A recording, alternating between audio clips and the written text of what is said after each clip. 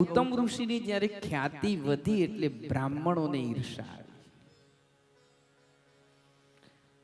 એમણાથી આમ ગૌતમનું જે તેજ વધતું હતું તે જોયું ના થઈ ગયું એટલે એમણે ભેગા મળીને ગમે તેમ કરીને ગૌતમને પાડવા માટેની કોશિશ કરી. એમણે શું કર્યું? ગણેશની આરાધના કરી અને ગણપતિને બોલાવીને કહ્યું કે તમે કઈ પણ રીતે ગૌતમને પાડો. ગણપતિ દાદાએ સ્પષ્ટ કહ્યું કે તમે આ ખોટું કરી રહ્યા છો. યાદ રાખો, જે ખાડો ખોદે તે પડે. કહ્યું એ મારે નથી જોવાનું. બસ તમે મંત્રથી બંધાયેલા છો અને દેવ મંત્રથી બંધાયેલો છે. દેવાધીનમ જગત સર્વમ મંત્રાધીનશ્ચ દેવતા. દેવતા મંત્રને આધીન છે. ગાયનું રૂપ લીધું, આશ્રમમાં ઘૂસ્યા. ખાલી નાનકડું એવું તણખલું જ લીધું છે ગૌતમ ઋષિ હાથમાં અને હટ કરીને ગાયને થોડીક ખસેડવા ગયા અને ત્યાં ગાય મરી ગઈ. આ ચંડાલ ચોકડી તૈયાર હતી. તુરંત જ ગૌતમે ગાય મારી, ગૌતમે ગાય મારી, ગૌતમે ગાય મારી કરવા લાગ્યા. તું ગૌ હત્યારો છે, તને અહીંયા રહેવાનો અધિકાર નથી, તું આ સ્થાન છોડીને ચાલ્યો જા. આમ કરીને ગૌતમ ઉપર ગૌ હત્યાનું પાપ નાખ્યું. ગૌતમજી તો આ વાતને સમજાવવાની કોશિશ કરે છે પણ કોઈ સમજવા તૈયાર નથી. પછી ગૌતમ ઋષિએ કહ્યું કંઈ વાંધો નહીં, તમે કહો તે પ્રાયશ્ચિત કરવા હું તૈયાર છું. કેટલું મોટું પ્રાયશ્ચિત બતાવ્યું કે એક કામ કરો, 3 વખત આખી પૃથ્વીની પરિક્રમા કરો, 1 માસ સુધી વ્રત રાખો, આ બ્રહ્મગીરી પર્વતની 101 પરિક્રમા કરો, ગંગાજીને અહીંયા પ્રગટ કરો અને એનાથી સ્નાન કરો, 1 કરોડ પાર્થિવ શિવલિંગ બનાવીને શિવજીની પૂજા કરો, પર્વતની 11 પરિક્રમા કરો અને 100 ગડા જળથી પાર્થિવ શિવલિંગને સ્નાન કરાવો ને ત્યારે તમે શુદ્ધ થશો.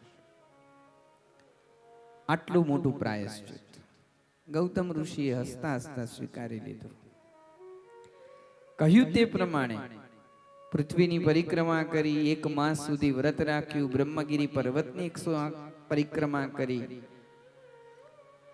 ગંગાજીને પ્રગટ કરવા માટે શિવનું આરાધન કરીને પાર્થિવ શિવલિંગ બનાવી, 1 કરોડ પાર્થિવ શિવલિંગ બનાવીને શિવજીનું આરાધન કર્યું અને ગૌતમના એ તપથી ભગવાન ત્યાં પ્રગટ થયા છે.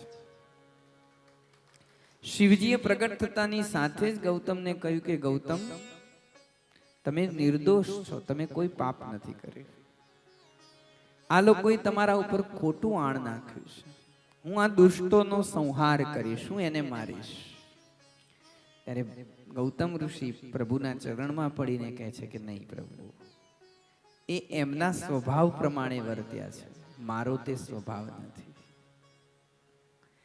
ભગવાનનો ભક્ત ક્યારેય કોઈનો દ્વેષ નથી કરતો, યાદ રાખો. ભગવાને ગીતાની અંદર પણ પોતાના ભક્તના લક્ષણો બતાવ્યા. એમાં સ્પષ્ટ કહ્યું છે કે અદ્વેષ્ટા સર્વભૂતાના મૈત્ર કરુણ એવ ચ નિર્મમો નિરહંકારો. મારો ભક્ત કેવો હોય છે? અદ્વેષ્ટા, જેની અંદર કોઈના પ્રત્યે પણ દ્વેષ ભાવ નથી. સ્વપ્નમાં પણ જે કોઈનું ખરાબ વિચારતો નથી, જેની ભીતર કોઈના માટે શત્રુતાનો ભાવ નથી. આ મારો ભક્ત છે. ગૌતમ ઋષિએ સ્પષ્ટ ના પાડી કે નહીં, તમે પ્રગટ્યા છો તો અહીંયા ગંગાજીને સ્થિત કરો. શિવે ગંગાને સ્થિત કરી અને ત્યાં આગળ ભક્તોની વિપત્તિ અને કષ્ટોને દૂર કરવા માટે પ્રભુ સ્થિત થયા. તે જ્યોતિર્લિંગ થયું ત્ર્યંબકેશ્વર જ્યોતિર્લિંગ. બોલીએ શ્રી ત્ર્યંબકેશ્વર મહાદેવ કી જય. જ્યાં આગળ કુંભનું સ્નાન કરવામાં આવે છે, પ્રયાગરાજ, નાસિક પાસે ત્રંબકેશ્વર અને હરિદ્વાર, આ બધા કુંભ મેળા આપણે ભરાય છે. હવે આગળનું જ્યોતિર્લિંગ બતાવવામાં આવ્યું છે વૈદ્યનાથ જ્યોતિર્લિંગ. રાક્ષસરાજ રાવણ છે બ્રાહ્મણનો દીકરો અને રાવણના ઈષ્ટ છે ભગવાન સદાશિવ. શિવની આરાધના કરે છે અને શિવને પ્રસન્ન કરવા માટે થઈને રાવણે કઠોર તપ કર્યું છે. તપની અંદર રાવણ પોતાનું એક એક મસ્તક કાપીને શિવને અર્પણ કરે છે. આટલું કઠોર તપ એણે કર્યું. શિવજી એના પર પ્રસન્ન થયા. શિવજી જ્યારે એના પર પ્રસન્ન થયા ત્યારે એને અનેક વરદાનોથી પુષ્ટ કર્યો છે. રાવણનો પ્રતિદિનનો નિયમ છે શિવ આરાધન કરવાની, શિવ પૂજન કરવાની. રાવણ પોતાની સાથે શિવજીને લંકા લઈ જવા માંગે છે. એટલે શિવને કહ્યું કે તમે મારી સાથે લંકા ચાલો. શિવ લિંગના સ્વરૂપમાં પરિણમ્યા ને કહ્યું કે હું લિંગ સ્વરૂપે તારી સાથે આવી તો રહ્યો છું, પણ યાદ રાખ કે જે સ્થાને તું મને છોડીશ હું ત્યાં સ્થિત થઈ જઈશ. રાવણ શિવને લઈને નીકળ્યો છે લિંગ સ્વરૂપે. ભગવાનને જવું તો નહોતું.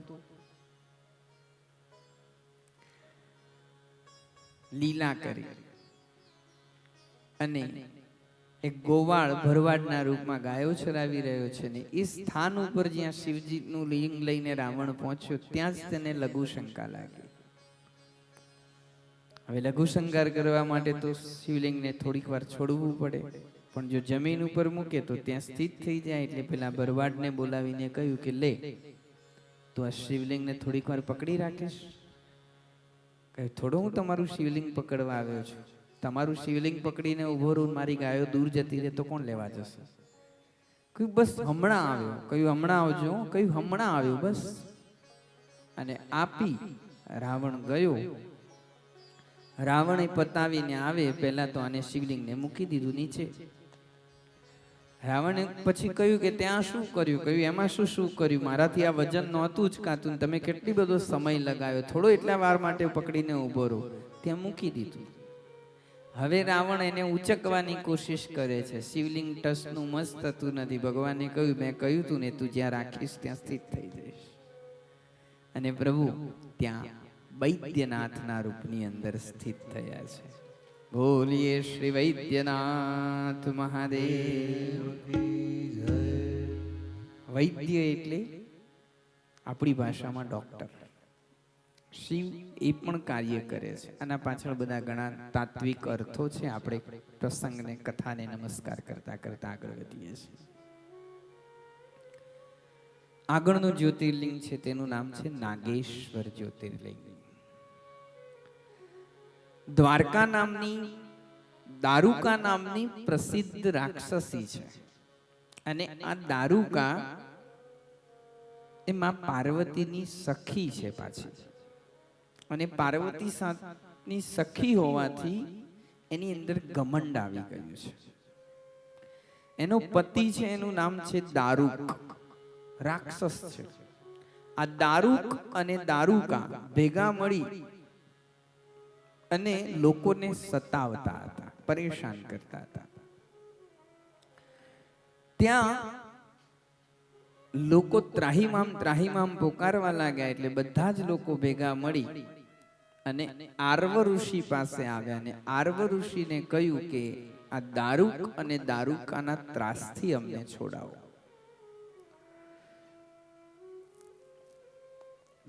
આર્વ ઋષિએ દારૂક અને દારૂકાને બોલાવીને કહ્યું કે જુઓ હું અહીંયા તપ કરું છું, આ મારી તપોભૂમિ છે, અને આજ પછી આ વનની અંદર જો તમે કોઈને પરેશાન કરવાની કોશિશ કરી તો તમારું મૃત્યુ થશે. કોઈ પણ જીવને સતાવ્યો તો તમે મૃત્યુ પામશો. શાપનો ભય લાગ્યો. દેવોને ખબર પડી કે દારૂક અને દારૂકાને ઋષિનો શાપ છે. એટલે દેવો હવે આક્રમણ કર્યું. દારૂક અને દારૂકા દેવોને મારી ન શકે, કારણ કે એ વનની અંદર કંઈ પણ કરવા જાય તો ખુદ મરી જાય. ખોરાક બંધ થઈ ગયો. એટલે ગમે તેમ કરીને હવે ત્યાંથી ખસવું જરૂરી હતું. તેથી તે પોતાની યોગ માયા વડે તે વનને આખે આખું ઉપાડી અને એક સમુદ્રના તટ ઉપર લાવીને સ્થિત કરે છે. બન્યું એવું કે એક વખતે સમુદ્રની અંદર નૌકાની અંદર કેટલાક લોકો વ્યાપાર ધંધા માટે આવેલા છે અને એ નૌકાને આ રાક્ષસોએ લૂંટી છે અને એની અંદર ભગવાનના એક ભક્ત છે સુપ્રિય નામના વૈશ્ય. એને આ દારૂક અને દારૂકાએ કેદ કર્યા છે. સુપ્રિય ભગવાન શિવના ભક્ત હતા, એમને ભગવાન શિવના દર્શન પણ થતા હતા. દારૂકને ખબર પડી, એણે સુપ્રિયને ધમકાવ્યા કે આજ પછી તમારે શિવ પૂજન કરવું નહીં. એની વાત કઈ માની નહીં. એટલે એ દારૂક સુપ્રિયને મારવા માટે તૈયાર થયો અને જ્યાં મારવા માટે તૈયાર થયો તો તુરંત જ ભગવાન શિવ એક કાણું પાડી અને ગુફામાંથી પ્રગટ થયા છે. અને કેવલ શિવ નહીં, એની સાથે 4 દરવાજા વાળું મંદિર પણ પ્રગટ થયું છે. અને પ્રગટ થતાની સાથે જ એ અસુરનો જ્યાં સંહાર કરવા માટે જાય ત્યાં દારૂકાએ પોતાના સખી પાર્વતીને યાદ કર્યા. પાર્વતી આવ્યા. પાર્વતીજીએ શિવને રોક્યા છે કે પ્રભુ ગમે તેમ તો પણ આ મારી સખી છે, છોડો. જ્યારે પાર્વતીજીએ વિનંતી કરી ત્યારે ભગવાન શિવજીએ કહ્યું, આ પૃથ્વી યુગના અંતમાં રાક્ષસ વિહોણી થાય ત્યાં સુધી બધા રાક્ષસોએ દારૂકા વનમાં નિવાસ કરવો. હું પણ ભક્તોના પાલન માટે થઈને આ દારૂકા વનમાં નિવાસ કરીશ. કલયુગના અંતની અંદર જ્યારે સતયુગ પ્રારંભ થશે ત્યારે વીરસેન નામનો રાજા થશે. આ વીરસેન અહીંયા આવશે, મારા દર્શન કરશે અને તે ચક્રવર્તી સમ્રાટ બનશે. આમ પ્રભુ ત્યાં સ્થિત થયા દારૂકા વનની અંદર. પ્રભુનું નામ થયું નાગેશ્વર. બોલીએ શ્રી નાગેશ્વર મહાદેવ. બીજી કથા એવી છે કે પ્રભુ નાગ લોકોના પણ ઈષ્ટદેવ છે. નાગોની રક્ષા માટે થઈ અને પ્રભુ ત્યાં પ્રગટ થયા હતા. એક સમય એવો હતો કે નાગોનો લોકો બહુ સંહાર કરતા હતા અને બધા જ નાગ ભેગા મળીને ભગવાન શિવના શરણમાં ગયા અને શિવે એમને સુરક્ષિત કર્યા છે. તેથી તે નાગેશ્વરના રૂપમાં સ્થિત થયા છે. રામેશ્વર જ્યોતિર્લિંગની કથા વર્ણવે છે કે રાવણ સીતાનું હરણ કરીને ગયા છે. પ્રભુ રામ લક્ષ્મણ સીતાને શોધતા શોધતા આવ્યા છે. સુગ્રીવ સાથે મિત્રતા થઈ છે. કેટલાક વાનરોને સીતાને શોધવા માટે મોકલ્યા છે. હનુમાનજી સીતાની શોધ કરીને લાવ્યા છે અને લંકા તરફ જવા માટે પ્રભુ નીકળ્યા છે. દંડકારણ્યની અંદર રામ લક્ષ્મણ પોતાની સેના સુગ્રીવ લઈ અને આવ્યો છે. સમુદ્રના કિનારે આવ્યા છે અને ત્યાં પહોંચીને પ્રભુને તરસ લાગી. તરસ લાગી એટલે વાનરો મીઠું પાણી લેવા માટે દોડ્યા. મીઠું પાણી લાવીને રામના હાથમાં પાણી આપ્યું, પણ પ્રભુને એ સમયે યાદ આવ્યું કે હજી શિવ પૂજન કરવાનું બાકી છે. પ્રભુ શિવની જ્યાં સુધી પૂજા ન થાય ત્યાં સુધી પાણી ન પીવું આ રામચંદ્ર ભગવાનનો નિયમ. કે જ્યાં સુધી શિવ પૂજન ન થાય ત્યાં સુધી મોઢામાં કંઈ નહીં, પાણી પણ ન લે. શિવ પૂજન બાકી છે. હવે શું કરવું? શિવ પૂજન માટે થઈને પ્રભુ તૈયાર થયા છે. શિવલિંગની આવશ્યકતા પડે.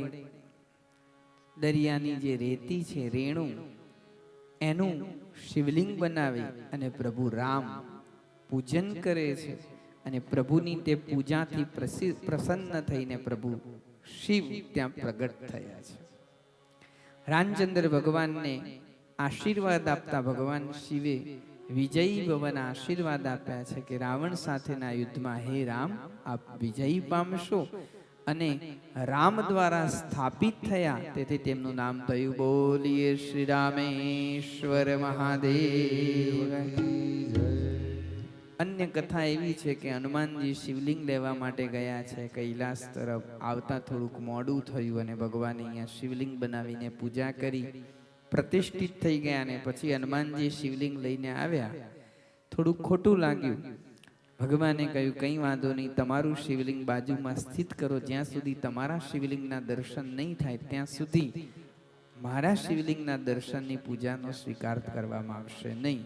આજે પણ આપણે જઈએ તો રામેશ્વરની અંદર ભગવાન રામેશ્વરનું જ્યોતિર્લિંગ છે ને બરોબર એને અડકીને જે હનુમાનજી લાવ્યા છે તે શિવલિંગની પણ સ્થાપના કરવામાં આવે છે.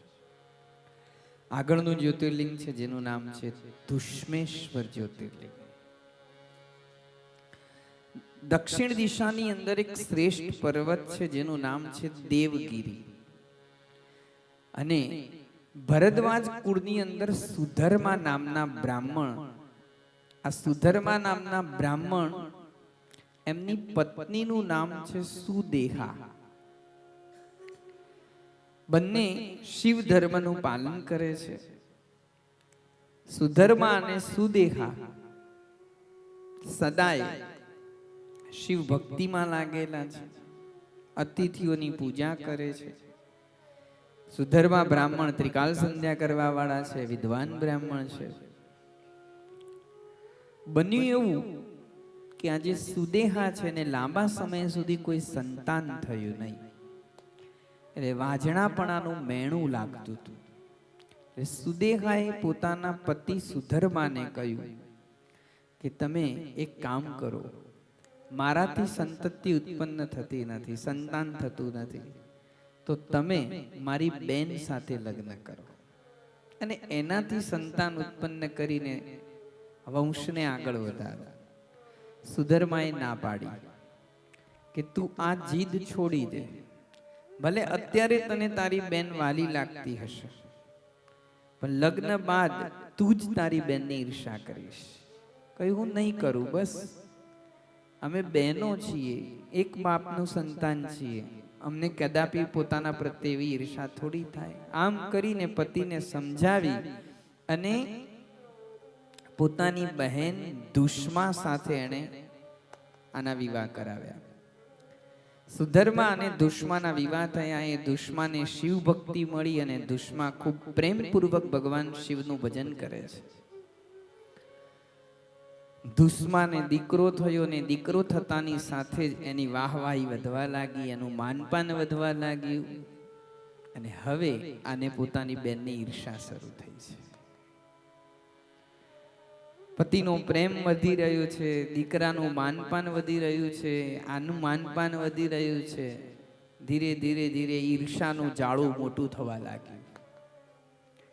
દીકરાના લગ્ન કર્યા, ઘરમાં વહુ આવી, દુષ્મા સાસુ બની, ઈર્ષાનો પારો ઉપર પહોંચી ગયો છે. પણ દુષ્માનો એક નિયમ છે કે પ્રતિદિન પાર્થિવ શિવલિંગ બનાવીને શિવ પૂજન કરો, શ્રદ્ધાપૂર્વક. એ આ નિયમ પર સ્થિત છે અને ભગવાન શિવનું પૂજન કરી રહી છે. આની અંદર એટલી બધી ઈર્ષા ભરાવી ગઈ કે એક દિવસે દુષ્મા ભગવાન શિવના પૂજનમાં લાગેલી છે, એની પુત્રવધુ ઘરકામમાં લાગેલી છે. તકનો લાભ લઈ અને આ સુદેહા સૂતેલા દીકરાના છાતીમાં છરી ભોગીને એના ટુકડા કરી દે છે. કપડામાં બાંધી તળાવમાં નાખી આવે છે અને આવી અને પછી પોક મૂકીને રડવા લાગે છે કે મારા છોકરાને કોઈકે મારી નાખ્યો, મારા છોકરાને કોઈકે મારી નાખ્યો. એની પત્ની આવીને જોયું તો લોહીથી ખરડાયેલો રૂમ છે, એ પણ રડવા લાગી. રડતા રડતા દુષ્મા પાસે પહોંચી. દુષ્મા ભગવાન શિવજીનું પૂજન કરી રહી છે. આવીને પુત્રવધુ રડી રહી છે. એની સામે જોયું, એણે કહ્યું કે મારા પતિની હત્યા થઈ ગઈ છે, મારા પતિને કોઈકે મારી નાખ્યો છે. દુષ્મા ક્ષણ માટે આંખ બંધ કરે છે અને પછી શિવ પૂજનમાં લાગેલી રહે છે. એના નિયમ પ્રમાણે એ ઊભી ન થઈ. એને જરાક પણ પોતાના મનને આમ તેમ ન થવા દીધું. ભગવાન શિવજીનું પૂજન કર્યું. મનમાં પ્રણામ કરીને ભગવાન શિવને કહ્યું કે તે આપ્યો તો ને તે લઈ લીધો. પૂજન પૂરું થયું. એ જ્યોતિર્લિંગને લઈ અને તળાવમાં પધરાવવા માટે જઈ. જ્યાં એણે જઈને ત્યાં પધરાવ્યા, નમસ્કાર કરી અને પાછી વળી રહી છે, ત્યાં ઘરમાંથી દીકરો માં માં માં કરતો દોડતા આવ્યો છે. અને ભગવાન શિવ પ્રગટ થયા. શિવે પ્રગટ થઈને કહ્યું, દુશ્મા, તારા દીકરાની હત્યારી આ તારી બહેન જ છે, બીજું કોઈ નથી. એણે જ તારા દીકરાને માર્યો છે, હું એને ખતમ કરીશ. કહ્યું, નહીં પ્રભુ, એ મારી બહેન છે, એને ઈર્ષામાં આવીને જે કર્યું તે કર્યું, એને ક્ષમા કરો. અને ભક્તોના કલ્યાણ માટે થઈ અને દુશ્મની વ્રતનિષ્ઠાથી પ્રસન્ન થઈ અને પ્રભુ ત્યાં પ્રગટ થયા. નામ થયું દુશ્મેશ્વર મહાદેવ. બોલીએ શ્રી દુશ્મેશ્વર મહાદેવ.